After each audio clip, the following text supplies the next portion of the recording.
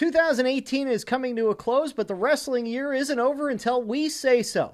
Coming up on Two-Faced Wrestling Talk in our year-end edition, we'll talk about some of the newsmakers that dominated the wrestling landscape, from Ronda Rousey to Osprey to the Young Bucks and Cody. We will also take a look back with you at our matches of the year from various promotions, including WWE, Ring of Honor, NXT, New Japan, and Impact. Plus, we will give you what we're looking forward to in 2019, starting with Wrestle Kingdom, which is just around the corner. But before we get to that, we close out 2018 next. WrestlingInc.com brings you Two-Faced Wrestling Talk, the podcast that goes beyond WWE and goes in depth on ROH, NJPW, Impact, and more. Also featuring fun pop culture and wrestling crossovers, listener Q&As, and extended discussions about wrestling topics past, present, and future. Now, here's your host, Kelsi. Hi, and welcome to Two-Faced Wrestling Talk. It's our last show of the year, and I'm joined by my co-host, Paul. Yep, before we turn the page to 2019, we're going to look back at 2018. Did you have a good Christmas? Did you get lots of good presents? Legos! Lots of Legos. Yeah, I got lots of Harry Potter Legos. I can't wait to build them and zen out, so I'm pretty excited. Lots of good stuff, some new headphones. Yep. Yeah. Lots of practical stuff for me. And a trip, though. Yes. Second trip to Chicago in a year as we're going to the Winter Classic next Tuesday. Bruins and Blackhawks at Notre Dame Stadium. That'll be fun. Yep, but this time, it's not all in, but it's something that we're all into, so it'll be cool nonetheless. That is true. And we're actually going to be talking about All In a few minutes in our second segment when we talk about our favorite matches of the year. But before we get to that, as always, we remind you how to find us. Yep, you could find us on social media, but especially Twitter, at TwoFacedPod, TWOFACEDPOD. And if you can't find where to listen to us or watch us, go to our website, twofacedpod.com, TWOFACEDPOD. That has links to all kinds of different websites, like Wrestling Inc.'s website, their YouTube channel. It has all these audio platform links where you could find how to listen to us or view us. And again, that's our personal website. You could also check us out on WrestlingInc.com under the podcast tab. And don't forget, if you want to gamble on some wrestling or some football, we're watching college football bowl games as we tape this podcast. Remember to go to mybookie.ag, use the promo code KICKIT, and you can get an account ready for not only the college football playoff games, but the NFL playoffs around the corner as well. We'd also like to thank St. Arnold Brewing. Christmas is over, but plenty of Christmas ale and raspberry AF for Kels as we ring in 2019. You're supposed to drink when you cheer. Amateur. It's good even when flat. Because we left it open a while. Yeah, because somebody fell asleep while she was drinking it. And watching wrestling. Yes. That's like my MO. Yes. I like wrestling, but guys, I fall asleep during it all the time. I don't know why. I guess I just get so, zenned out. I guess so. Well, let's start the show a little different. We normally do headlines at this point of the show, but this is more like headliners. This is going to be some of our superstars of 2018 who are most newsworthy.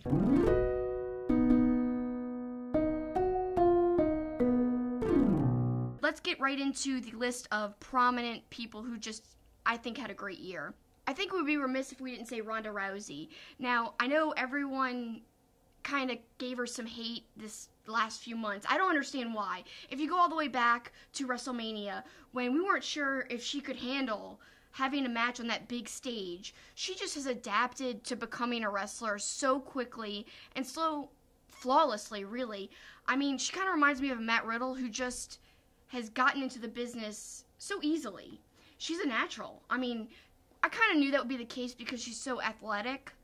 How couldn't she pick it up?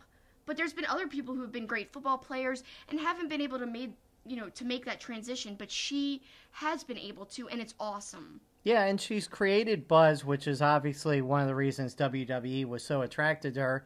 But she was a big unknown, and I think a lot of people were upset. There were rumors that Sasha Banks was a little upset that she was going to get this push without proving herself.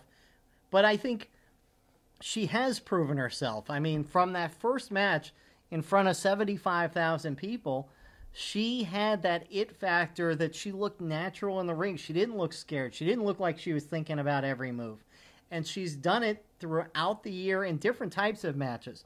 She's gotten ragdolled by Nia Jax, so she's proven that she can take punishment and isn't a wallflower that is just there to be pretty. Or she's not just a name. Right, exactly. She's there to pay her dues and take a beating. So she's done matches like that.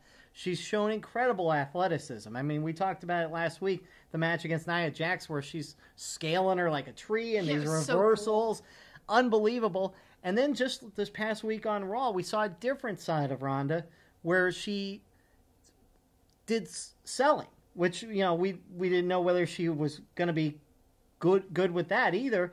And the whole way she acted conflicted in facing her friend Natalya and looking like she might even cry in the ring because she had to hurt Natalya.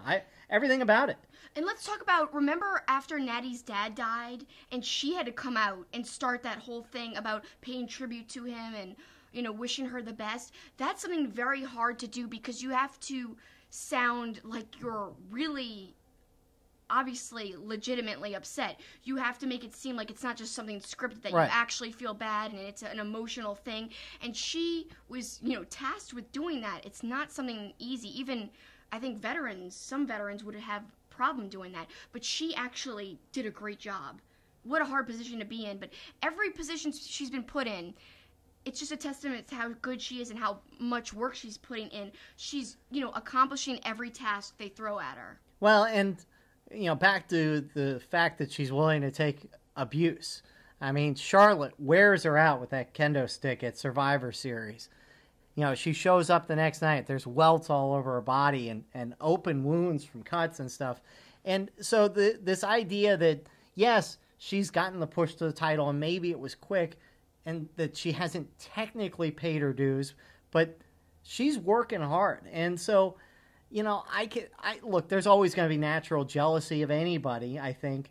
But I think she's proven herself more than capable, and I don't get, as you mentioned in the very beginning of this, the vitriol towards her from the fans. Look, we're not really even going to talk about Becky Lynch. Becky Lynch obviously is getting a Wrestler of the Year awards, not just on the women's side, but WWE as a whole, and she's obviously had a buzzworthy year, but I think Ronda Rousey deserves to be right there on the same level, if not more so. I think Ronda should be the woman of the year for WWE. I think she's proven just like, everybody wrong, because people were like, oh, she might not be good. People were hating on her, and people continue to hate on her. Becky has always been liked. It was just a matter of the company kind of getting behind her or not, and they have. And of course now she's more popular than ever with the company backing her up, and with this heel character change and everything, she's even more popular. But everyone liked her, and they always liked her. So to me, it wasn't like much of an obstacle to get over. Whereas Ronda kind of had things against her from the beginning because people were questioning things, especially hardcore fans like us and our circle of people on Twitter. But now, I think, like I said, if you go back and you look at that match with, like you mentioned, with Charlotte, where she was just beat up to hell, and she was bruised up, and oh my God, that was a brutal match. We're going to talk about that later, but after that match, she got booed. Yeah, after that match, people were booing her. Which really bothered me. It bothered me too, because she just sacrificed the heck out of her body, and yet they were just like, we don't care. Mm-hmm. And it wasn't like a playful booing. No. It seemed like they really disliked her, and they just wanted Becky. And that's what I didn't like, because I was like, at least give her props for what she just put her body through. And yes, she hasn't maybe necessarily paid dues before this year in wrestling, but she has as an athlete from her training overall. So to me, I think that counts. It's hard work to be an athlete. Yeah, I agree. So Ronda Rousey, I would say, is to me the most buzzworthy person in WWE this year for everything she brought on board. And the fact that she's there every week, it's not a Brock Lesnar situation where she's there, a couple weeks in a row leading up to a pay-per-view and is gone for a couple months. She's there, and she's been wrestling just about every week now. And her name value is just as high, if not higher, than Brock Lesnar's. Mm-hmm. So to me, that's phenomenal that she's actually there and shows up. So to me, you got to give her props, you got to give her respect, and you can't deny she's had a fantastic year. Whether or not you like her or like her in the company at all, she's had a wonderful year, and that's why she's made our list. Next up on our list is a guy who is, I think, your favorite right now, and I think I've said he is my favorite. It's Will Osprey. He's going to start 2019 with potentially, as I've said the last 2 weeks, a 2019 match of the year with Kota Ibushi. But man, he had a great 2018. So many 5-star and then 4+ star matches, technically. You know, I just love everything that he does. If you go back and listen to some of his promos are good too. So not only does he have it in the ring, he's got like the full package. He's got an amazing entrance song. He's got the, awesome ring gear. He's got the physical prowess in the ring like we've talked about. And then he just has a really cool persona, a really likable babyface persona. And he can cut a great promo. Like I remember when he was, talking about how Dave Meltzer compared him to the Dynamite Kid and was worried that he's going to end his career a lot sooner than it should. And he used that in his promo, and he kind of played off it and said, like, I'm taking this risk on purpose. I want to have the best matches. I want to be remembered forever. I'm sacrificing my body on purpose. And that was powerful. Well, and to be fair, if you go way back in our archives right around WrestleMania week, I expressed the same concern because of the workload that he, not only was he putting on these matches night after night. Remember his workload WrestleMania week? I think he wrestled in 6 matches here in New Orleans that week. And that was after coming from Japan. Right. And so Zack Sabre Jr. as well. Right. Yeah. And he was hurting as it was, and he's still delivering in these high-flying matches that are so good. But the other thing you talked about, his persona and everything else, his selling is really good too. His selling to me is like the top 2 out of all wrestlers ever throughout any promotion. I mean, right now I think AJ Styles is great at selling as well, but to me they're neck and neck. Osprey might even be a little better, honestly, but his selling is something that's always stuck out to me. It's been something very special, and he kind of walks a fine line. I've said this in past episodes. It could be over the top Sometimes. and corny, Yeah. but I find that it's never like that with him. Like, he yells and stuff and screams, but there's just something with his body language that he is so believable that you think he's actually hurt. Mm-hmm. And, you talked about the workload during WrestleMania week. Specifically, we'll go into depth about that Skrull match. Mm-hmm. That's the match that he was hurting from, Right. that he had in Japan before he came here for WrestleMania week. And it was brutal. It was crazy, it was scary, but it was amazing. And it was great as the audience, us getting to see something so awesome. And recently, he even had a 5-star match to close out the year, and it was just a tag match. Yeah. And that was awesome, too. Yeah, him and Tanahashi against Omega and Ibushi. And the camera angle, that one shot where they showed the close-up of Kota Ibushi, and he couldn't believe that Osprey had landed on his feet, and he looked all scared. Yeah, right over his shoulder. People are, like, tweeting that like wildfire, like it's a really popular picture they're tweeting online right now. The question, I guess, for Osprey is, what is 2019? What makes it a successful year? Does he capture one of the major titles, I guess is the best way to look at it? He has to. He is one of the best wrestlers in the world, period. Whatever promotion has him, they've got like a pot of gold, in my opinion. Why not have him with a main title? Doesn't matter what title, just have him with a prominent title. He deserves it. He's amazing. He is. He always delivers. Everything about him is likable. I don't like some of the choreographed Cirque du Soleil stuff, but he's not as guilty of it to me as some others. There's a every now and then there is a ridiculous one. I always point out the one against Ricochet from a couple years ago. I know. There was even, probably a sequence you didn't like in that tag match we were just talking about with Ibushi. Yeah, there was. But for the most part, it's not as comical. Like the Bucks are a little more comical. I wasn't going to call out. I knew you were thinking. I knew it. But it seems more like, okay, I'm trying to avoid getting hit as opposed to let's choreograph some nonsense together. Yeah, I understand what you're saying. So even though you don't like the choreographed stuff, you think he's not really guilty of that as much. Not as much. Now, he's trying to avoid getting beat up. Our next guy is a guy who literally beat up somebody and saw his career take off because of it. We're talking about Sami Callihan. Yeah, and he almost, like, kind of revels in beating up people. He's always drooling. I don't know, I love Sami Callihan so much. In fact, like, to me, he's a huge star. I know he kind of lucked into a very kind of viral, I would say, storyline, and a very real, kind of walking the line between reality and storyline with Eddie Edwards and him doing that terrible spot. And you just rewatched that the other day. Yeah, Impact was running best of their matches of the year. In fact, I think the second part is this weekend of that. We looked back at that because, let's be fair, we weren't paying attention to Impact, really. We knew who Sami Callihan was, obviously, but this was even before WrestleMania, so he wasn't really on our radar. And this thing happened, and it gained steam, obviously more through social media.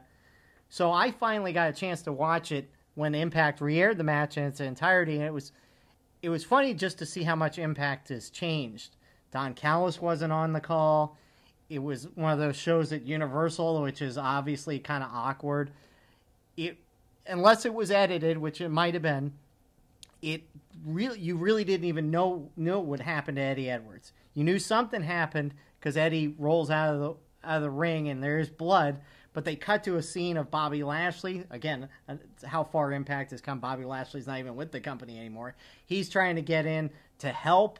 So it showed how far Impact has come, and really this incident with Callihan, while it was an accident, was a gold mine for him and a gold mine for Impact. I mean, I feel bad saying he lucked into this storyline because it was actually a bad thing for Eddie Edwards, right. But it could have been a lot worse. Yeah. He could have lost his eyesight. He's lucky he didn't.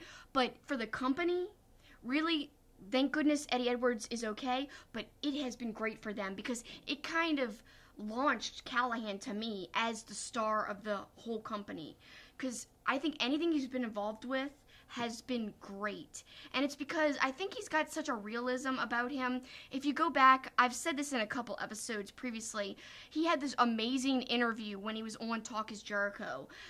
The podcast interview was just incredible, and it was kind of partially in character, partially, not in character. And that's what's so great about Sami. He kind of weaves in and out of staying in character, and you don't know what's real and what's not. And that's what I love about him.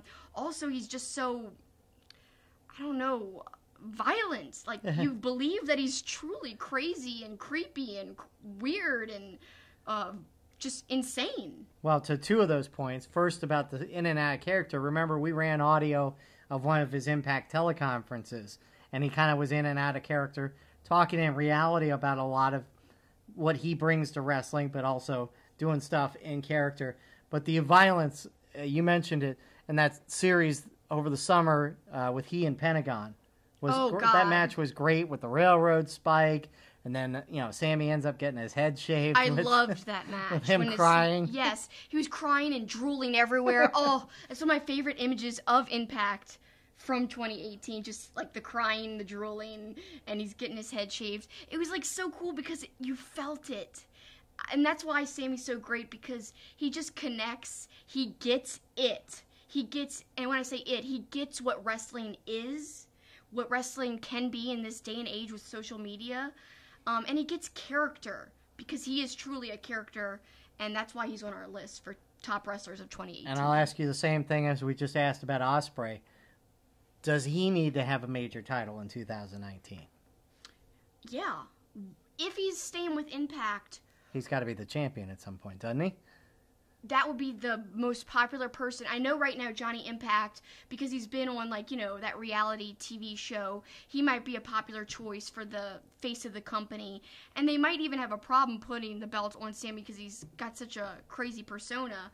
But really, how worried are they about their public persona when they're switching to a ridiculous channel late at night on Friday nights? So I really don't know if they're going to care, considering Don Callis is touting it's going to be an edgier, quote, sexier, quote, more hardcore Impact going forward for 2019. So if that is the case, you have to make Sami your champion. Yeah, it's going to be more champion. Hardcore. Yeah, I would think so. Yeah. So we'll be seeing what happens with Sami Callihan. Now, another guy on our list is a guy who used to be an Impact back in the day, but really came to the forefront last year, partially because of All In, mostly because of All In, but also because of the NWA 10 pounds of gold. It's Nick Aldis. Yes, and it was kind of my idea to put him on this list, and the reason is I felt like we could not leave him off the list, because if you think about it, what makes somebody have a crazy good year? I would say the year before, no one giving a heck what the person's doing, and then this past year, everyone cares. That's such a 180, and that's what Aldous has done. Not only do people care what he's doing, they care about the promotion. Well, yeah, that's what I was going to say, yeah. So the promotion has kind of been resurrected and given new life, and he's been the person, really. You could say, yeah, but Cody won the title and he carried it for a little while, but Nick has been the constant for the promotion. He's kind of made the 10 pounds of gold seem like it's something worth fighting for, and he's carried it with a kind of elegance and professionalism that I think can't be ignored. And some people argue, like, oh, he's not the most exciting wrestler. I don't think that matters. I think the way he carries the belt matters. I think the consistency matters. His promo skills are really underrated. If you talk about some of the most underrated talkers of 2018, he's one of them. He was on commentary a few times. That's what I was going to just say, yeah. And he was incredible. He was great. Yeah. Like, he's got another career in that if he wants to do that. Oh, yeah, just the way he kind of promoted the All-In match with Cody while being on Ring of Honor commentary, and just the things he was saying, the little quibs back and forth with Caprice Coleman. It was awesome. And also Ian Riccaboni, kind of giving him a little bit of heat for being so pro-Cody and stuff. I loved every bit of it, and he always kind of gets left out of the conversation of great wrestlers, but he had an amazing 2018, and I don't think NWA, really, he was the perfect kind of champion to start this rise of the company, or this resurrection of the company. I use that word because it's the most appropriate word, really, because the NWA used to be prominent, kind of went away and floundered for a little while in obscurity, but now it's back. So I think that's the most applicable word. But Aldous was such a great choice as a champion because, yeah, you might not have known him or cared really much about him, but through great storytelling. So not only is it Aldous, but it's the storytelling that they've been doing with the 10 Pounds of Gold series on NWA's YouTube channel that's been a big help.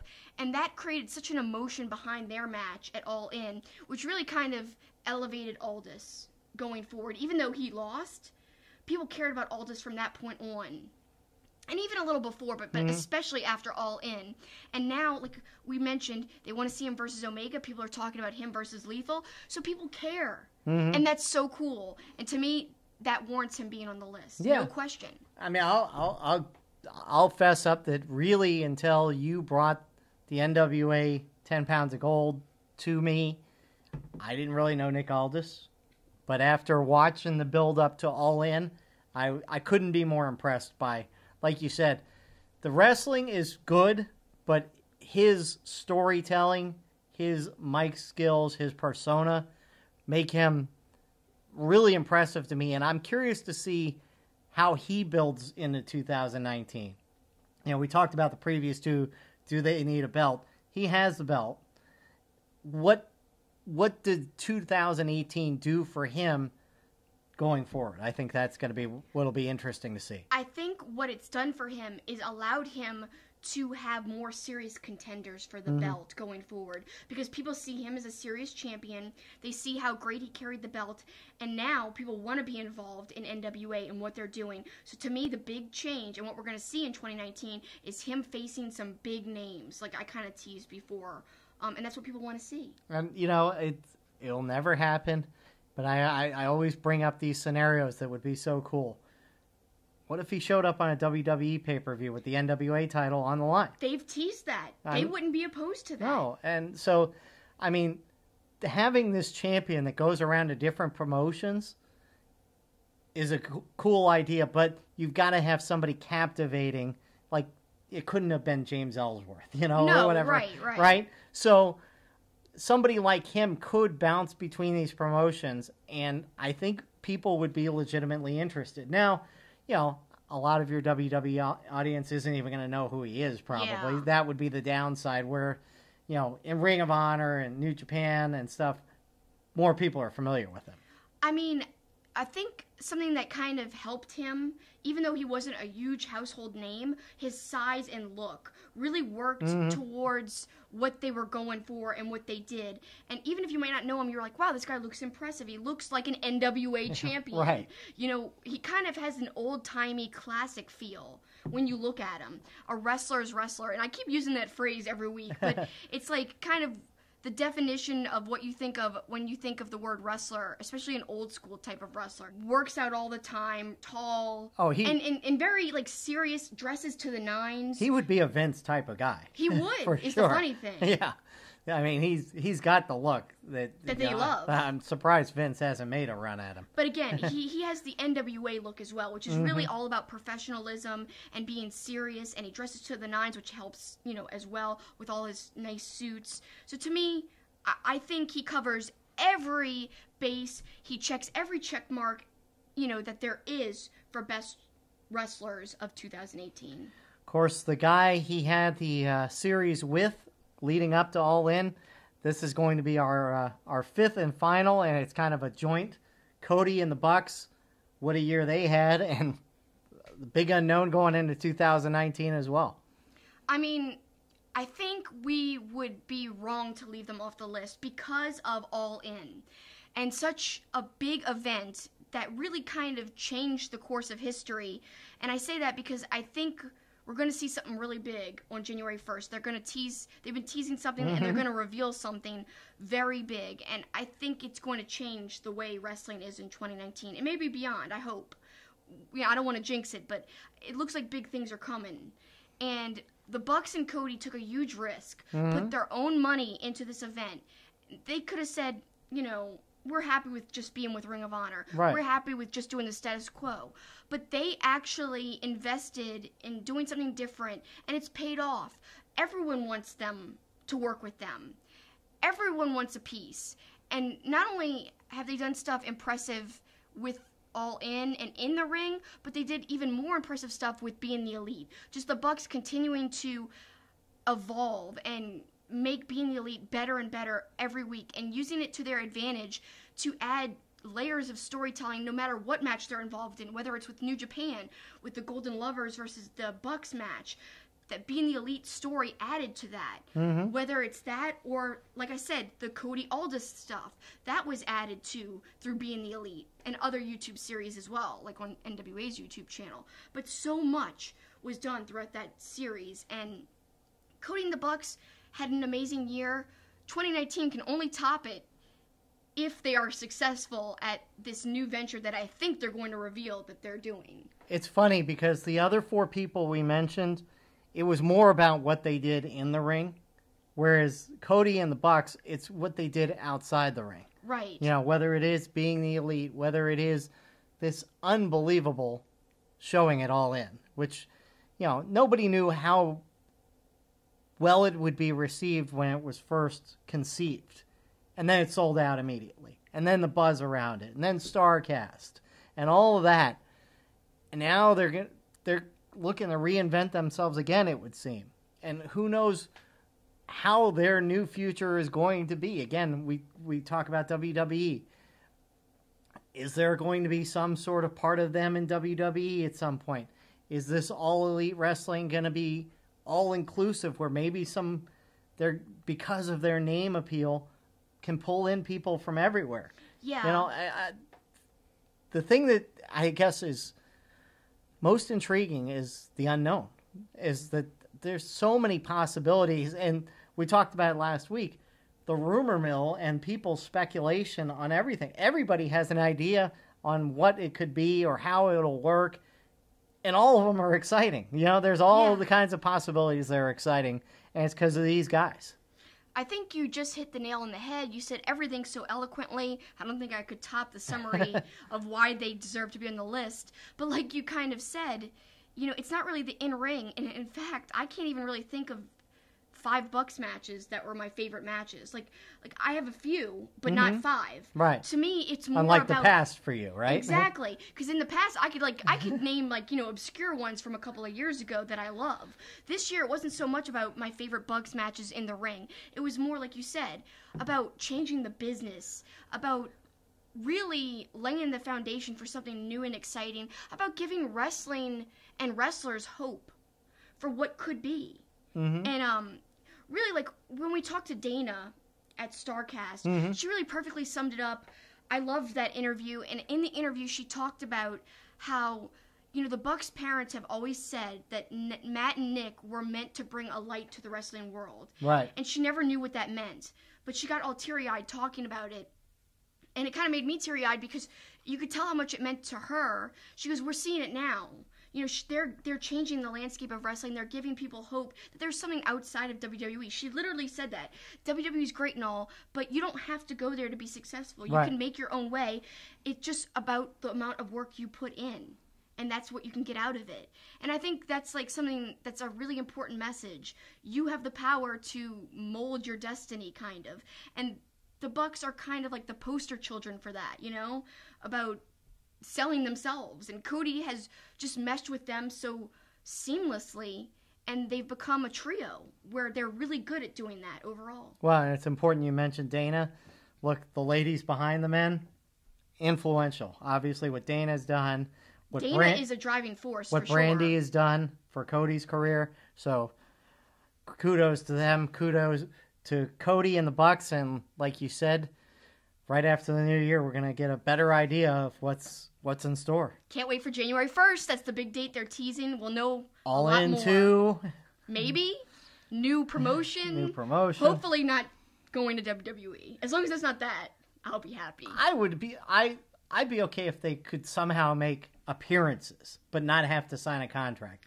I think that would be the coolest thing, is if they could appear at Royal Rumble or whatever, but still do their own thing. That, to me, would be the best scenario for me. I could see the appeal of that, but to me, I don't want that to I happen. know you don't. I definitely don't want them to sign full-time I got contracts. You. No, and I don't think they would. I'd be a little sad. I'd be like, no, because it just wouldn't be the same. But we'll see what the big announcement is, and I can't wait. Well, those are the... Excuse me. Oh my God. Well, those are the 5 people that we wanted to talk the most about. Look, we could name 20 other people that had great years. A few others we wanted to talk about. Tommaso Ciampa. We've said it multiple times throughout the year. What a great heel. I mean... One of the best in the whole business, not just NXT the Wave, or WWE. The Wave. Didn't even need an entrance song, but they gave him one anyway. Unfortunately, yeah. They shouldn't have, but it was so good, didn't even need any music to come out to, just the boos. And that said it all. Like, he's such a great heel. And the match quality that he's had this year has been pretty consistent, pretty high level all around. And for that reason, he's a big honorable mention for us. And... his partner in those matches, his former tag team partner, Johnny Wrestling, also had a great year. Look, you couldn't have that great series without the other one, right? Right. And they were both tremendous. Gargano seemed to reinvent himself a little bit, like he was willing to do whatever it took kind of thing. Some brutal matches, a different side of Gargano. I love all of it. That's why he deserves to be on the honorable mention list. And the match quality, just like Ciampa, it's really, really high, and he's had great matches with multiple people. Great heel is Zack Sabre Jr. Of course, he's with Mr. Badass Suzuki. So they're a perfect tag team together because they're both perfect as just being evil. I love them together. You know, they're doing great in Rev Pro. They did great this year overall. That's why Zack Sabre Jr. is an honorable mention. He had a wonderful year, but not only with Suzuki, but apart from Suzuki, he won the New Japan Cup, which was a huge deal. Yeah. He had great performances in PWG, which we get to see live and in person at Time is a Flat Circle. And the way he was introduced in itself was awesome. And the way he exited was awesome with 2 fingers in the air. He had a great year. I mean, one of the images of the year will be at the New Japan show in Long Beach when he and Suzuki attacked the referee afterwards. Oh, yeah, that was wonderful. But also, he beat Okada this year. He did. And that was marvelous. Then he also had another match with Okada. Didn't win that time, but still was fantastic. So all around, wonderful year, in-ring and out-of-ring character-wise for Zack Sabre Jr. Because we started off not being Zack Sabre Jr. fans. But that turned around at time as a flat circle for sure. Oh, yeah. And that says it all right there. And then he even got on your bad side disparaging Halloween. Yeah, he hated on Halloween when I was at the press conference during Fighting Spirit Unleashed. And I was there live and in person while I was bashing Halloween. But, his promos are so ridiculous and over the top that even with that, I still loved him. Flip Gordon had a great year, of course, leading up to All In. Would he be All In? All that. And the then storytelling with that, on being the Elite, was awesome in itself. But going up beyond that, the match he had with Jay Lethal was awesome. Him winning the Battle Royal was a really fun, great moment. Everyone kind of assumed that would happen. Right. But just how he kind of went from not being an important person to being someone that I think is going to be a top guy for Ring of Honor this coming year, I think that's a huge turnaround. I think a lot of it is due to being the Elite, so you got to give props to the show itself. But give Flip his own credit. He's an amazing athlete. I mean, just the things he does in the ring, so smooth, effortless. Another high flyer like Osprey, but in a different way. He still does his own unique things, and he has a style all of his own, and I like that. And just competed in Last Man Standing against Bully in a surprisingly good match there as well. Finally, among our quick hitters, this guy right here, Chris Jericho. What a year he had. I mean, you put on your own cruise. I think you deserve to be mentioned in the best wrestlers who had the best year of 2018. Come on now.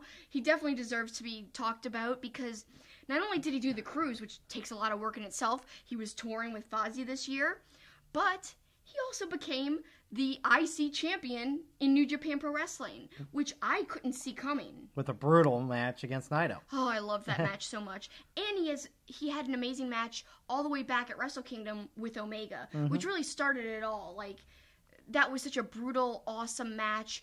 Nobody thought it would be, like, one of the best matches of the night, but it was. And the appearance at All In as well. Yeah, that surprised people. That was a lot of people's favorite part of the night. Yeah.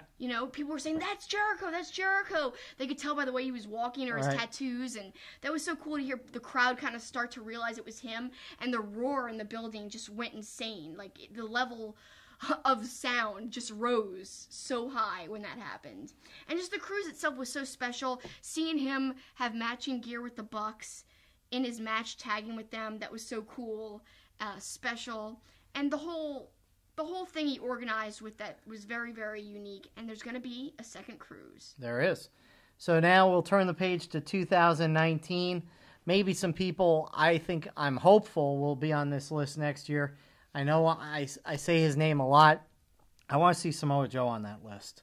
I think they're holding him back. I mean, he's done such great character work, and he's an amazing wrestler, but he's not getting any younger, and I really want to see them take advantage of him. I think Kota Ibushi maybe already is kind of on this list for 2018, but I think depending on what happens at Wrestle Kingdom, I think his 2019 is already going to be off to a big start. Anybody that you think might be on the list that we'll be talking about next year at this time? It's not about who I think might be on the list. I mean, I think, it's easy to say Cobb will be on the list. Flip Gordon will be on the list again, but not as an honorable mention. I think as like a main player, because I just think they're going to push him so hard. But who I'd like to see on the list, who I have doubts that the company's going to get behind, Bayley. When are we going to see this main event match that I know she can have, that she's had in the past? She is a one-of-a-kind babyface, and I used to say this all the time about Sami Zayn and her. Mm-hmm. It's rare to find a believable babyface. I think another one is Osprey, and he made our list this year. But Bayley has not been pushed very much in the forefront this year. Next year, I really wish that would be different, but I don't see it being different. And, I think she's got the talent, and her and Sasha showed what they could do. And why can't we have that match on the main roster? Why? Well, you know what's going to happen first with them is they are going to be at least considered to be the favorites for the first ever women's tag team title, which, by the way, Could WWE have buried that news anymore just in the middle of a Vince McMahon announcement? But that's a sidebar. They could be the first tag champs. I could easily see that happening, and that would be special. But I'm waiting for the breakup and the singles match against each other. Because to me, that is like a WrestleMania quality level match. It could be on WrestleMania. Should be. But I don't think it will be, but I wish. We can hope, right? I'll predict that it will be the headline match at Evolution next year. Okay. But then again, I thought it would be this year, so... I also just want to see Suzuki still being prevalent and prominent. And I hope so. He didn't make our top 5 list, but he had a great year, too. He did. Yeah. He did. Not the least of which he met us, so... Or we met him. That was the highlight of my year. I gotta tell you. No, but I'm saying it was a big year for him because he got to meet us. Yeah, whatever. All right, well, speaking of lists, when we come back, another list. Best matches of the year from the various promotions, and we're going to get your answers to those questions when we come back on Two-Face Wrestling Talk. St. Arnold Brewing Company, located in Houston, is Texas' oldest craft brewery. Their goal is to brew world-class beers and deliver them to their customers as fresh as possible, making them the best beers in Texas and Louisiana. Their customers are beer lovers, people that appreciate great, full-flavored beers. So whether you're enjoying an art car IPA or a smooth-drinking lawnmower, look for St. Arnold beers throughout Louisiana and Texas. Our awesome wrestling logo is by artist Eric Hodson. You could check him out at erichodson.storeenvy.com, where he has tons of other wrestling artwork. He really is an incredible artist. His Twitter handle is @Dreaded Dinosaur, which is named after his comic series, The Dreaded Dinosaur Man. Thanks, Eric. We really love your logo. Hello, folks. I'm Kenny Omega, the best bout machine and IWGP Heavyweight Champion. Join me as we recap and revisit my journey towards becoming the champion and defending the belt up until Wrestle Kingdom 13 in a 10-hour special that I like to call the Kenny Omega-thon. The action kicks off Friday, December 28th at 2/1 Central. Only on Access TV. Welcome back to Two-Face Wrestling Talk. And now it's time to get into the matches, the greatest matches of the year. We put out a question on social media. We asked what was your favorite matches from each promotion, and we even said you could give some, some miscellaneous answers as well, like from All In, the Jericho Cruise, NWA, whatever you wanted to shout out as some of your favorite matches. And there were some great answers, and a lot of answers that actually coincide with my list of best matches. So let's get right into it. And we're going to start with Kelwill9, who is going to go off script right off the bat. All In 0 Hour, the over-budget Battle Royal, the best Battle Royal in decades. It really was a wonderful Battle Royal, and I think it was one of the best ones, maybe ever. Like he said, in decades. I mean, it was so entertaining from start to finish. There was so many fun little spots and moments that made you just pop, and the crowd was really into it. They were. But yeah, it was an awesome match, and a great way to start All In. It was. So, our next answer comes from @EIJGY. New Japan, Kenny versus Okada at Dominion. Amazing match, of course. Ring of Honor, haven't watched much ROH, but anything involving Jeff Cobb, which would only be the later parts of the year, but still that counts. WWE, AJ versus Daniel Bryan at TLC. NXT, Almas versus Johnny Wrestling at TakeOver Philly. Amazing match. Impact, Johnny Impact versus Aries. Good matches, and obviously that led to the departure of Aries from Impact, which we still haven't gotten much of a resolution on that, have we? Yeah, I know we kind haven't. of forgot about that.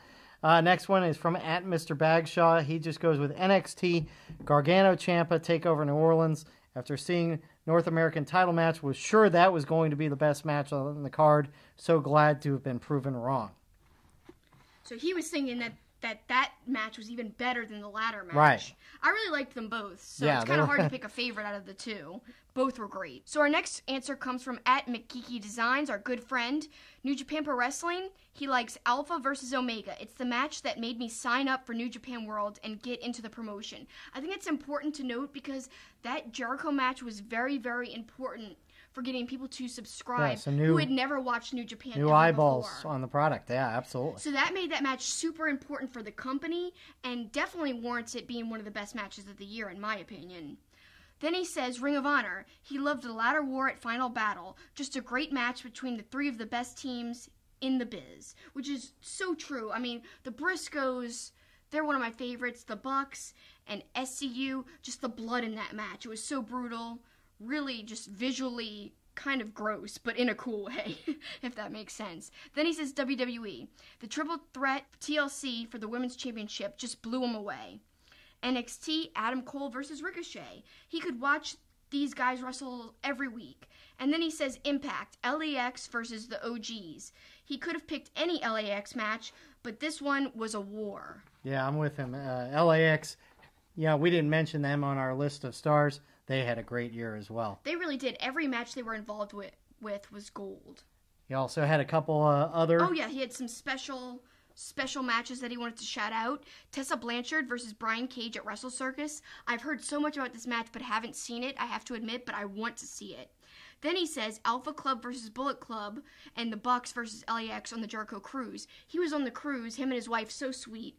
We had dinner together, and yeah, so he knows how great of matches they were. Now, you can't find Bucks versus LAX anywhere, but believe me, it was an incredible match. I wish there was a way for people to watch it, because it just really kind of might have been the best tag match, in my opinion, of the year. And I'll talk about that match later, but it definitely warrants being on this list. Then he continues, and he has one more shout-out.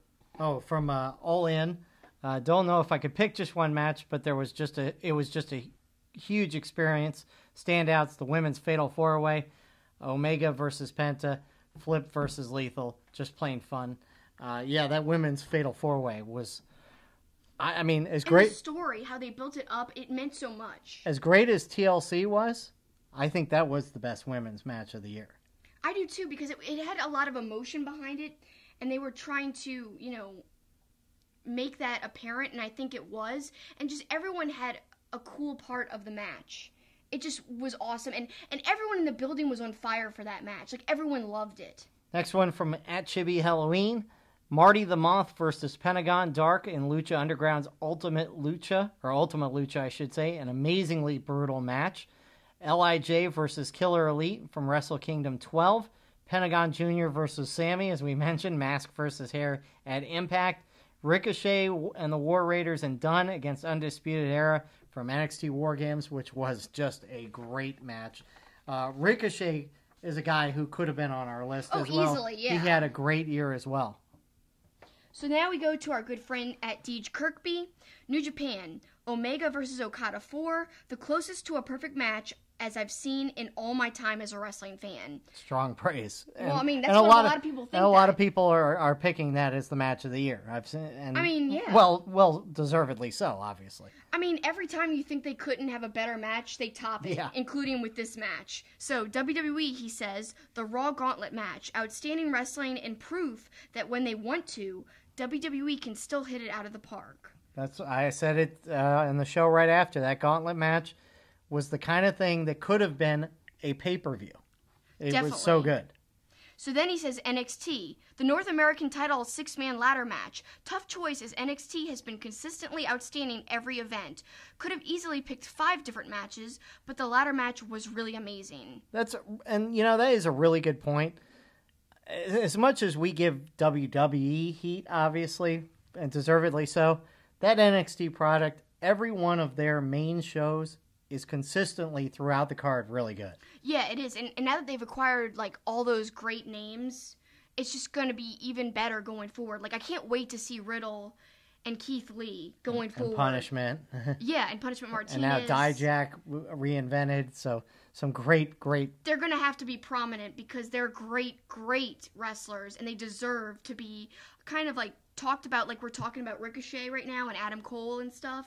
And the War Raiders, they deserve to be talked about in the same breath as all those guys. Absolutely. And I can't wait to see what 2019 holds for NXT. So then Deej Kirkby says for ROH, Jay Lethal versus Kushida. For my sins, I haven't seen as much ROH as I would have liked this year, but this match was all out, balls to the wall action. That was a good match, and I actually forgot about that match completely, but now that he says that, it was an awesome match. I mean, Kushida is one of the best wrestlers in New Japan, and he always gets overlooked kind of in conversations, but he consistently delivers in every match he has.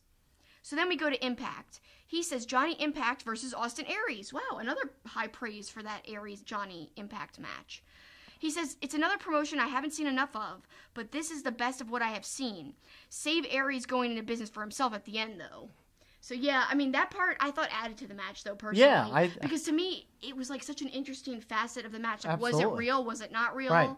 And that kind of Right. added Is to he the really intrigue. gone from the company? What is going on? Yeah, it added to the intrigue for me. So Yeah. I loved that part of the match, actually. And then he says the honorable mention would be Omega versus Penta at All In. Great match, amazing end with Jericho as Penta. It was such a big surprise. Yeah, it was. It was so great. Next one is from Zach Shee 130. Jay Lethal versus Cody at Ring of Honor Final Battle. This was for the world title. It was the Plow Horse versus Mr. No Allegiance. The fate of Ring of Honor was decided as well. So that was a recent match, and I loved that match. I'm glad he brought that up because it really had a lot of meaning for Ring of Honor as a company going forward. And I think the part of the match that kind of says it all was when Jay Lethal flicked him off and was like, get out of my company. Yeah, get out of my company. Yeah, and basically Cody kind of turned into that true heel again so that Lethal could go over as Right. the babyface. I love the way they booked that. I love the storytelling in that match. And we'll see how, like we've been speculating all along, how 2019 will unfold with Cody and the Bucks and what they're going to do. But for Ring of Honor, this was the right direction to go with this match, and it was awesome. We've got at Gantus Ryan, WWE. He liked Becky Lynch versus Charlotte Flair at Evolution.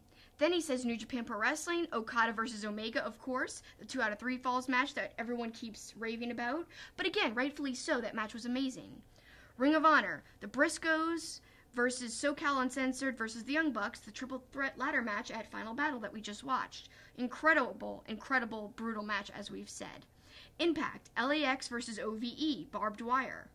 Yeah, I forgot about that match. Yeah.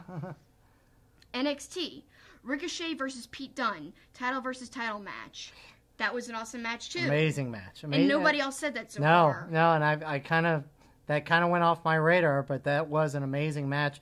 Pete Dunne. Talk about somebody who had a great year. Yeah. I mean, he should have been on our list, but just wasn't enough room. No, he had a great year. He is so good.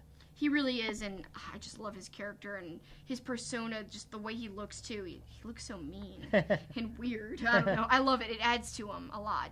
So then he goes on to say, NWA, Cody versus Nick Aldous, the 2 out of 3 falls match at the NWA 70th show. I'm glad he mentioned that because being there live in person, it was awesome. And the match came off even better than it did on the pay-per-view itself. Right. I think people forget about that match, and they focus on the all-in match. But this 2 out of 3 falls match, I think, really was just below that all-in match. And it was really entertaining. I loved it. And it was definitely, overall, one of my favorite matches of the year. Not necessarily my favorite Cody Aldous match, just one of my favorites in general. And then he says MLW, The Battle Riot. And you know, I haven't watched MLW, but that's something I would love to get into in 2019.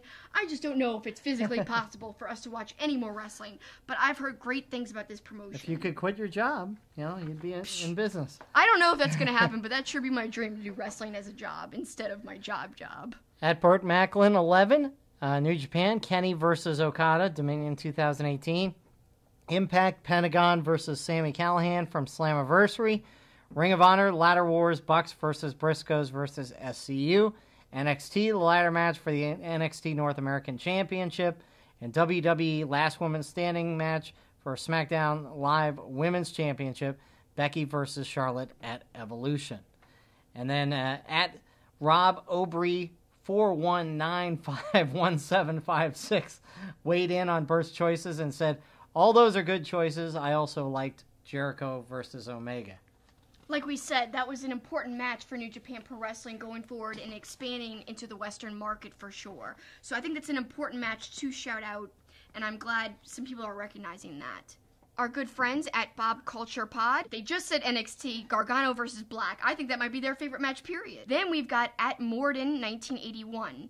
First ever House of Hardcore match on Impact. This was the match that showcased the 180 of Impact Wrestling in 2018.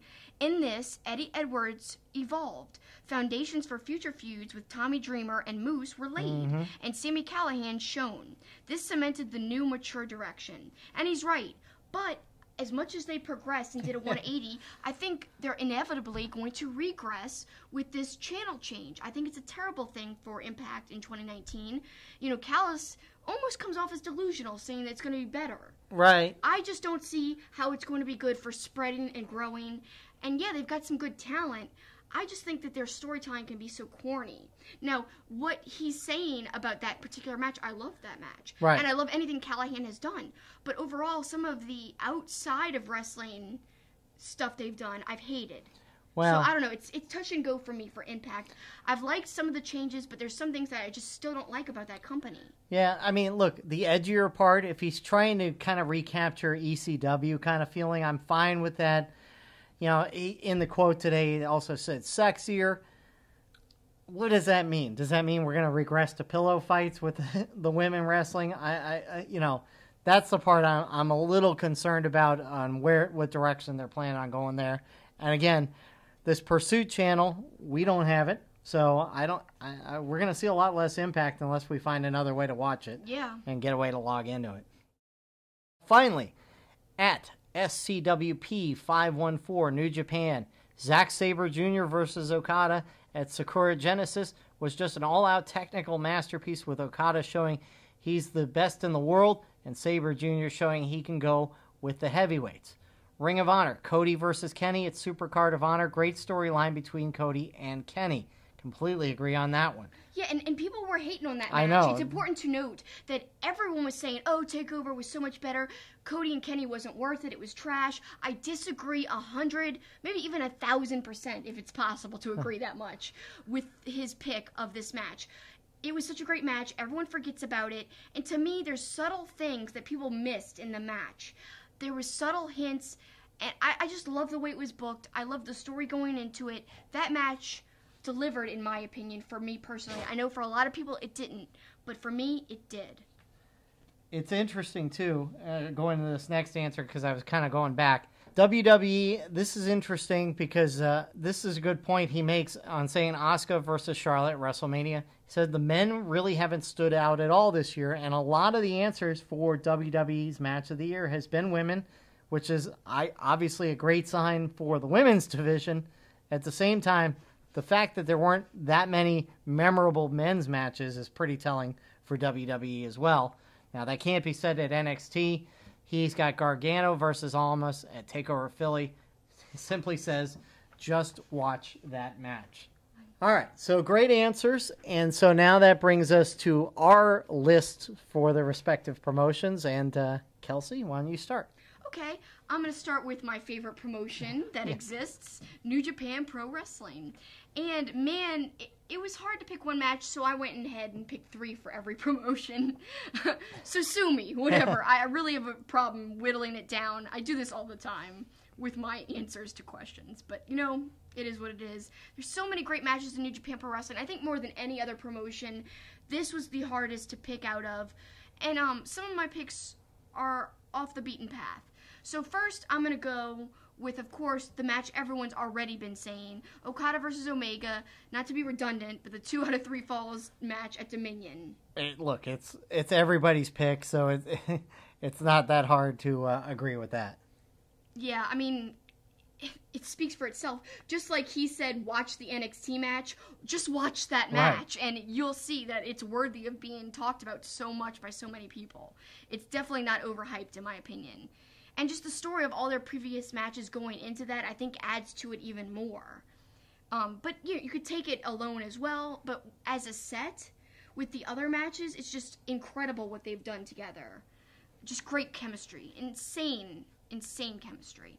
So second, and this is on nobody's list, and that's okay, because I thought it was a wonderful match, and it meant something to me personally, and I got super invested in it. And sometimes the matches you're most invested in, those are the best. And it's Suzuki versus Goto at Wrestle Kingdom 12, the hair versus hair match. And a hair versus hair match might sound silly to put in your best matches, but it's not. For Japanese culture, this was a big deal, and shaving your head is a big thing of honor. Like, it's kind of like you're disgraced to shave your head. And Suzuki didn't have just normal hair. he had special hair. His hair was like part of his signature, part of his persona, part of him, his character. And so to me, him having to shave his head was huge. I almost cried. There's actually a reaction on my YouTube channel, Super Kicking It with Kelsi. If you go there, you go scroll through my reactions, and you'll see I have a reaction to that video. I almost cry, but I think what's even cooler is that Suzuki, he looks like he's about to walk off, but he goes into the ring and he shaves He his does head. it himself. And yeah. that's what I like almost more than the match itself, was what played out afterwards and how it didn't diminish his character at all. And he's just as badass today as he was then. He didn't lose anything. Right. And also, Goto just having an incredible match. And nobody picked this match to be something special, but it was. And that's why it's one of my picks for best matches in New Japan, because it could have just been a throwaway match on the card, but it was something great. And it surprised people. A lot of people who never even watched New Japan, who watched that Wrestle Kingdom because of Omega and Chris Jericho, they told me that they loved that match. And they hadn't even watched the promotion before, so that says a lot too. And then thirdly, Osprey versus Skrull in that match we love. It was just brutal. Osprey had that crazy spot that was almost like a botch, and it looked like he hurt his neck. Right. But to me, it didn't take away because it was so crazy, and they stole the show. And it was awesome, and he still wrestled a lot after that, like we said, during WrestleMania weekend, and just, it was an awesome match. They've had a great history together. Another pair that has great in-ring chemistry, just like Omega Okada. Skrull and Osprey have had a long, long history and always really kind of pull out all the stops when they work with each other because they know each other so well, and they have this undeniable chemistry. You go ahead. All right, so we're going to go bouncing back and forth, I guess, between the promotions. Okay, so New Japan, look, Okada versus Omega is going to be at the top of everybody's list, so it is kind of picking some other ones. I agree on Osprey and Skrull. That was one of the ones that was going to be on my list. One that nobody really has mentioned, Kota Ibushi versus Ishii in the G1, which was amazing. An amazing match. The leap off the ring post into that narrow area, awesome. But to me, really, I think if you discount Omega versus Okada, the best match of the year also included Omega, but it was Omega versus Ibushi in the G1. That was great, too, and it was just a tease of what we could see if they had a longer program together. And that really was a wonderful match. All the way people were upset that it wasn't longer, but I'm okay with it because, like I said, it was a good preview of what they can do in the future, and G1 matches are naturally shorter, so that's okay. And we're just going to get more in the future, I hope. I hope so. Sorry. Also distracted by our dog right now who's throwing his toy around trying to get attention. He's going insane. So those are the ones from New Japan. Look, there's 10 other matches you could choose that could fit into that list. Before we move on, let me note that a lot of people love Golden Lovers versus the Bucks at Strong Style Evolved, and we were there live, and it was incredible, and it was a wonderful match. I am purposely not putting that in my top 3 matches because to me, I loved it, but there was things about it I actually didn't like. I have a lot of other Bucks matches I actually prefer over this one. So I know that might be kind of a controversial statement, but so be it. To me, the way they also kind of painted the Bucks leading into it, it was kind of like conflicting. So one second they're painting them as the baby faces, just trying to, get by and make do without Kenny and trying to move up to the heavyweights and succeed. Then in the match they play the clear-cut heels. So to me, it was totally the promotion not matching with the story within the match, because the New Japan documentary series painted them like babyfaces just the night or 2 nights before the actual match. Then the Bucks and Kenny and Kota worked together in the ring. They must have planned out for the Bucks to be the clear-cut heels, which had to be that way because Kota Ibushi is so popular, and the Golden Lovers together are like insanely over, both here in the U.S. and in New Japan, in Japan. Let's switch to NXT. Obviously, most everybody's got kind of a similar list, and we don't deviate much from some of our choices. So mine I have as number 3, Ciampa versus Gargano, any of their matches.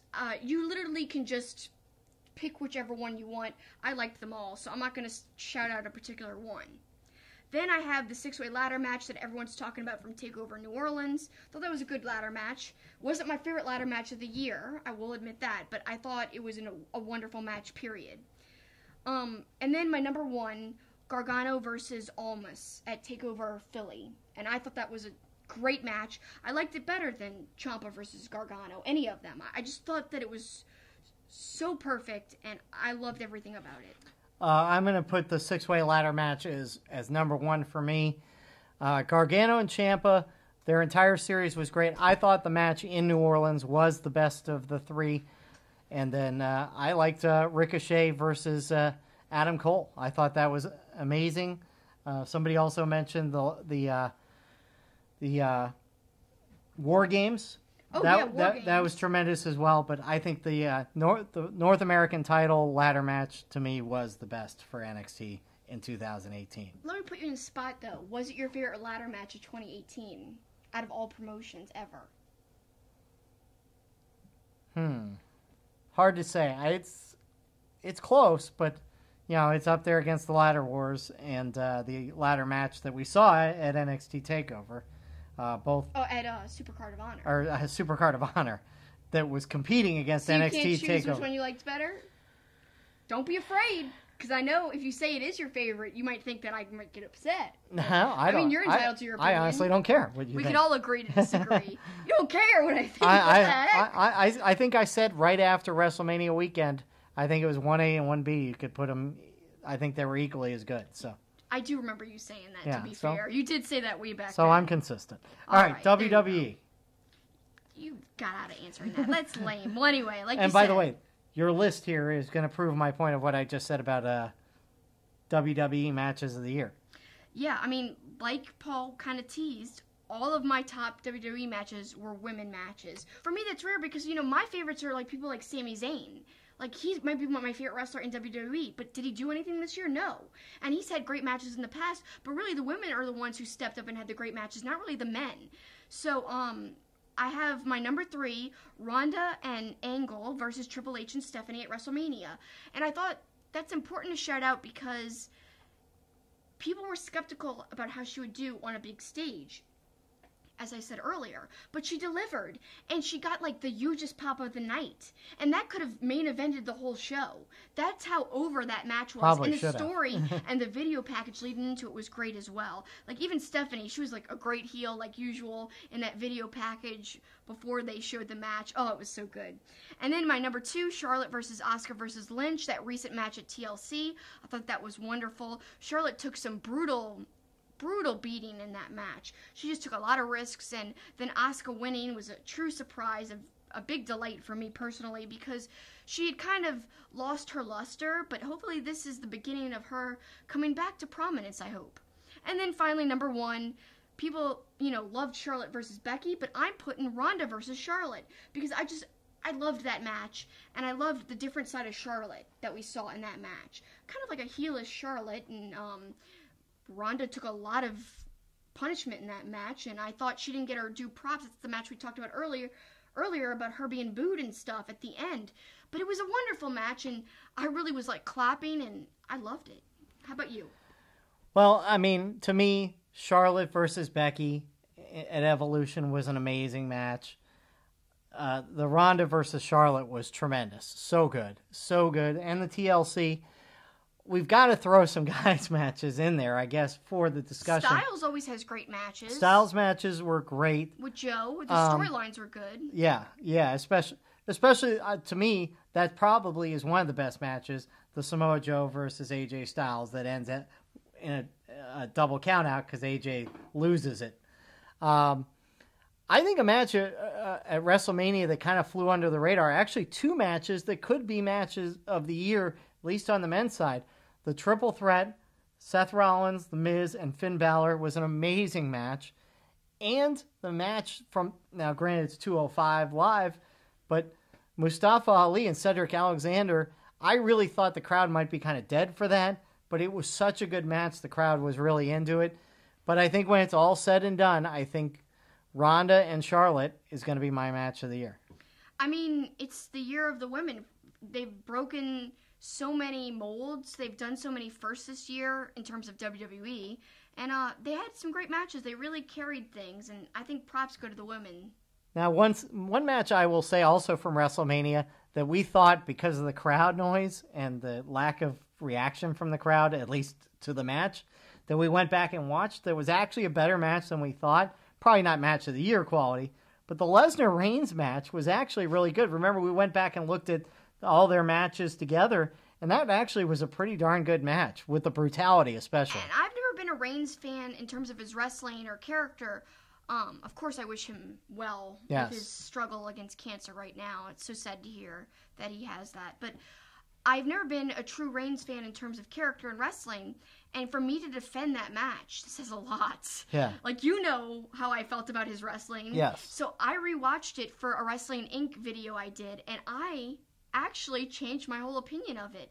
I guess we just were very distracted when we were there in person, but upon rewatching and actually concentrating, it really wasn't as bad as everyone kept saying. So to me, yeah, that was a good match. And then, of course, somebody mentioned the gauntlet match that from Raw. That was really good, the men's gauntlet And they match. gave him a lot of time for that. Yeah, that was cool. Let's go to Ring of Honor. All right, Ring of Honor. That was actually really hard for me.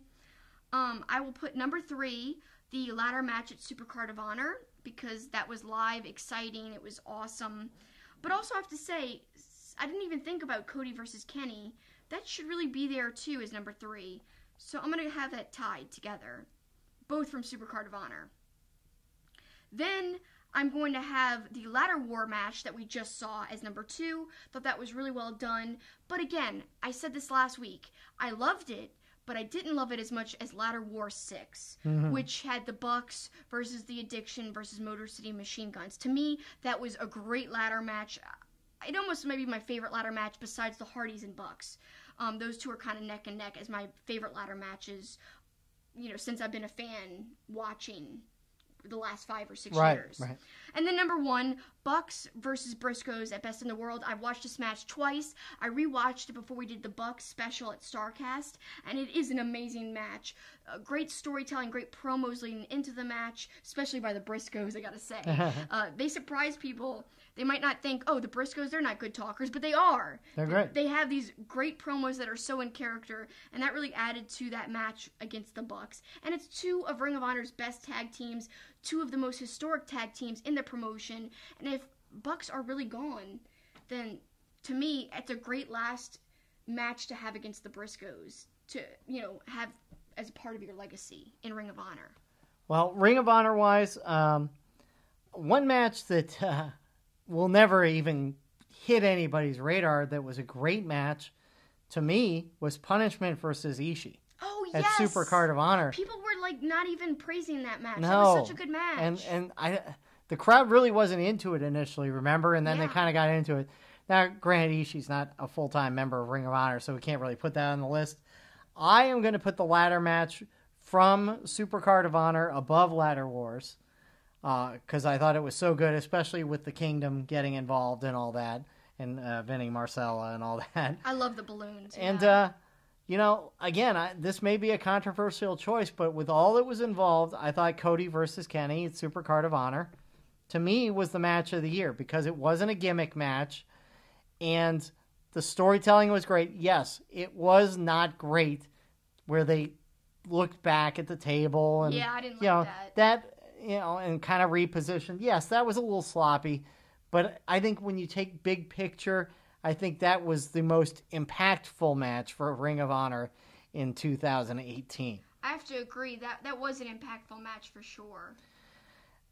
And as you take a picture of our dog looking bored watching us I'm through the podcast. tweet it later. I'm going to tweet it later being like, someone doesn't enjoy watching us record our podcast. Hopefully you enjoy it more than our dog who's looking pretty upset.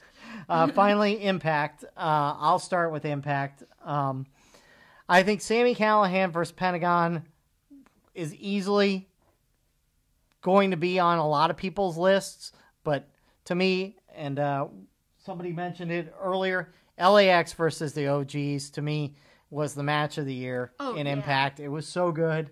So many great spots. And it to me, elevated LAX, but also showed how great OGs are as well. I loved that match too, but I gotta say, anything with Sami Callihan in it was my favorite Impact match. I know that's kind of broad, but he really has delivered in everything he's been involved with, like I said earlier when we were talking about him as one of the best wrestlers of 2018. I just think he's so incredible, and what he's doing with his character and Impact is gold right now, and can't be beat. So to me, anything involving him was awesome. The Pentagon stuff, yeah, that comes to mind right away. But really just literally anything he's done, that would be number one. But I also have some like honorable mentions from other things. Like we were so lucky to go to so many great shows this year, you and me, including All In. And I would be remiss if I didn't say I loved Cody versus Aldous. I loved the story. In fact, that might be my favorite standalone storyline in all of wrestling of 2018. The way they built that up, it had so much meaning, and the crowd. That might have been my favorite crowd reaction, too, for a match. It was so loud when Cody came out, and it was so emotional when he won the 10 pounds of gold. So to me, perfect story going in and perfect payoff. And the way it was booked, it was just incredible all around, and definitely might be my match of the year, period. If I had to only pick one match from all promotions, I know technically Okada versus Omega had the better in-ring, but in terms of just the feel and the story, Cody versus Aldous is my favorite. There was that awkward blading stuff that I didn't like. Yeah. And Cody's involved in a lot of weird blading stuff I usually am not a fan of. But I could overlook that because of how great it was in terms of story, like I said. And the Battle Royal, as someone mentioned, I love that too. I thought for being a multi-man match, it was powerful, it was great. I love Jordan Grace in it. Yeah, and somebody mentioned the Women's Fatal 4-Way. I again would contend that was the women's match of the year, as great as some of those other matches that we've mentioned were. So, and that show was just great. I mean, the Lethal versus Flip was great, with Lethal coming out in the Macho Man persona and all of it. It was really, really funny. All right, other promotions. PWG, I loved. We saw in person Matt Riddle versus Zack Sabre Jr., two great wrestlers. And it's cool because Riddle's not even around anymore. He's in NXT. So to see them together while we could, I loved that. Chucky T versus Keith Lee in that. And then they were brawling right in front of us. And the bartenders were like, yeah. Yep. That was awesome. And the Osprey match. Oh, yeah, the Osprey versus Adam Brooks. You loved that. Right. Basically, the whole time is a flat circle. I guess we're partial to that because we saw it live and in person. It was our first PWG match, and it was magical. It was. It was awesome. I wish it could have been in Rosita in a way so we could experience the true PWG. But now, you know, the Globe Theater is their new home, so it is what it is. We got to experience the first show in that new venue, and that was special in its own way. And then let's go to NWA. I really had a good time at NWA 70. A lot of people were saying about the pay-per-view, it had its problems, but give them props because they re-uploaded it with the good sound, and I thought that was really cool of them to make right by it and to fix the problem and to make it available, the correct version available for everyone to watch. And so I really loved Cody versus Aldous, the 2 out of 3 falls match, the brawling in the crowd right by me with the trash, and oh man, it was awesome. And I think being there live gave it a little something extra, so that's why I'm a little partial to that. Then the Jericho Cruise being there in person as well. The Briscoe versus Briscoe match, yeah, they showed it on the pay-per-view version, but it wasn't the same. It wasn't like being there live. It just was so well done. And the Briscoes, as a tag team, are my favorite, maybe tag team right now. But against each other, they're just as good. I love them, and they have such funny personalities, and like I said, I had a cool interaction with them on the flight home, and that kind of made it extra special too. But I would be remiss if I didn't say LAX versus Bucks. Nobody got to see that unless you were on the cruise, and it was so good. It like blew my mind. 2 of the best tag teams ever, and people applauded LAX at the end, started chanting their name, and that was really special and really cool. I also didn't mention a funny chant during the Briscoe match, "Let's go Briscoe, Briscoe sucks!" And I thought that was really funny and kind of added something to the match too. So good stuff as we put a bow on 2018. Can I ask you one last final question? So No. You and I have been, well, I'm going to do it anyway. I don't care what you say. I'm not going to listen to you. I may not answer, but go ahead. What was your favorite event you and I have attended this year? In 2018, we've been so lucky to go to so many things. Well, one thing. What's your one thing? I mean, it's hard to beat being at WrestleMania just because of the spectacle of it. But your favorite overall show you've been to live this year? The NXT house show in Winter Haven in front of 25 people. No, I'm kidding. I would say there's no way. I'm kidding. Even though that was a good that show. That was in December of 2017. Was it? I don't even remember. Was. Oh, okay. Doesn't count. I'm being facetious anyways. I think you mentioned it a few minutes ago. Just getting to go to a PWG show, the time is a flat circle. And especially because that kind of kicked off our weekend. Then we went to the New Japan show. I guess that would be my choice. Yeah, it was a good weekend, too. We saw the Hollywood Walk of Fame and all this, the museum with all the cool, like, Hannibal Lecter stuff. Yeah. But that was a great weekend, and it was a great show for sure. Definitely an intimate venue, and I liked that a lot. But I think nothing can beat, for me, Supercard of Honor in New Orleans, our own hometown. Yeah. And getting to interview, like, 10 wrestlers before the show, that kind of makes me biased towards it. I had such a good time. It added to my enjoyment of the event, and everyone there was so nice to us and gave us a lot of time and just a lot of memorable, like, interactions with the wrestlers, like the bouncers and Caprice and the dogs. Just I just loved it so much. So I got to say Supercard of Honor. All right. That's fair enough. Besides All In, it would be a close second, but just because of the interviews and the special interactions, I would say Supercard, and we didn't have to travel. Yeah. But All In was right up there. It was so special for me because overall, as a show, every match was incredible to me. Yeah, that's true. I mean, again, it's hard to choose. I can tell you the worst show we went to this year was that Monday Night Raw. Oh God, all at the Smoothie King Center. That it was right before a pay-per-view. I can't remember which pay-per-view now. Pay-per-view either. Awful.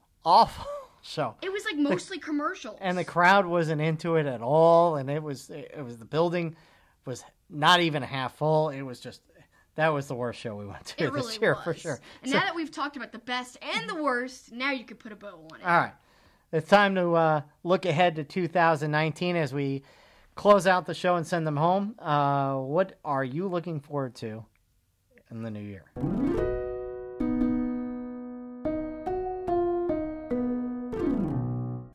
Gosh, a lot of things. Of course, I want to see what AEW, All Elite Wrestling, really is.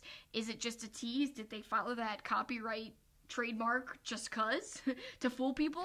Or is it really going to be its own promotion? I just want to see what unfolds with that.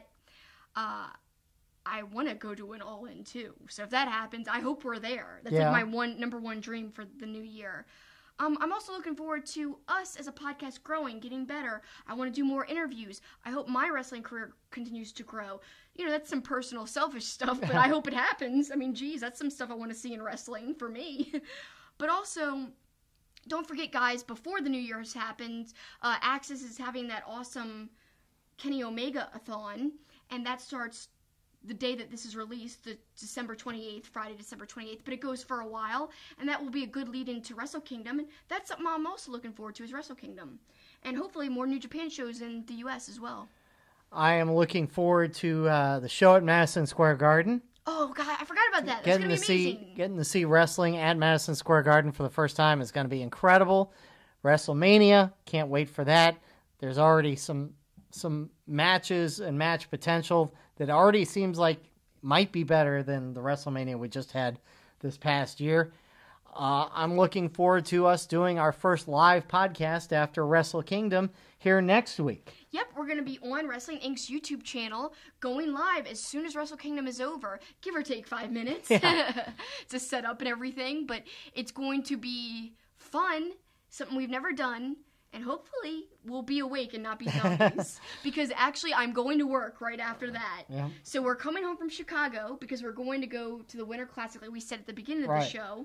We get home on Thursday. Yep. Technically the night of Wrestle Kingdom in the U.S. Yep. I've got to go to work. Then I'm going to come home, take a nap, hopefully enough to feel rested. Then I'm going to stay up, watch it live, do the live podcast, which please, guys, check it out. I think it's going to be a lot of fun. I want to see everyone's reactions right away, their raw reactions about what they think about what happened.